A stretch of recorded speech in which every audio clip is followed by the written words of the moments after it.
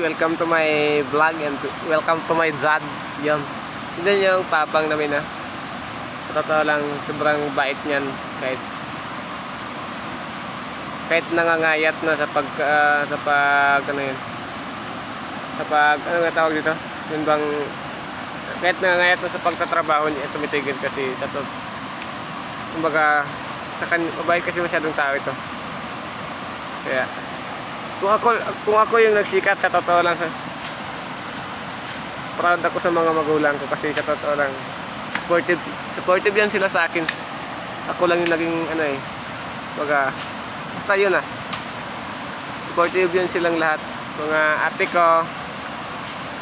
ate ko tsaka mga magulang ko.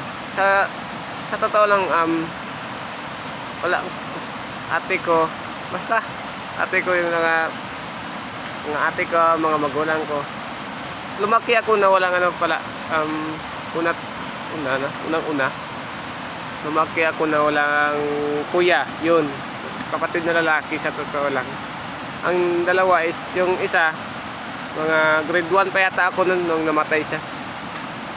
Tapos, grade 1 pa ako nung namatay siya. Tapos, ano ba yun?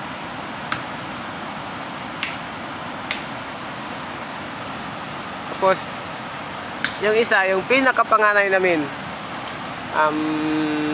grade 8 yata yung COVID-19. Yung uso pa yung mga COVID-19 noon. December. Basta, December siya namatay. Hindi ko alam kung anong pitsa. Kalimutan ko na. Yun, basta lumaki ako dito. Yun. Pero siya, may asawa na siya. Yung isa hindi pa kasi. Biruin mo, grade 2 pa yata yun siya.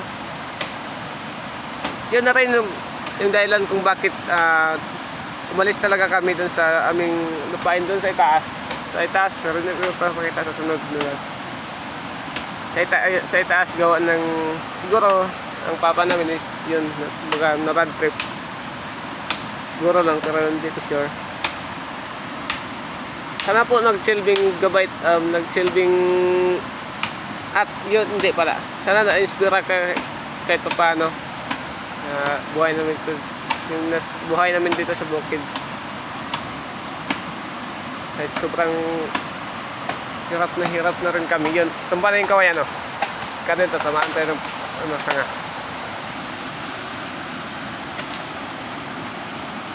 Hindi makita kasi yun. Sobrang bait ng daddy namin.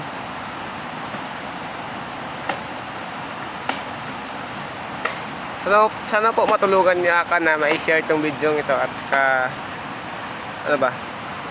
may follow na rin ako sa aking TikTok at sa FB at masubscribe na rin sa YouTube. Yun, bye bye, God bless and ingat po kayo palagi at yun, basta bye bye.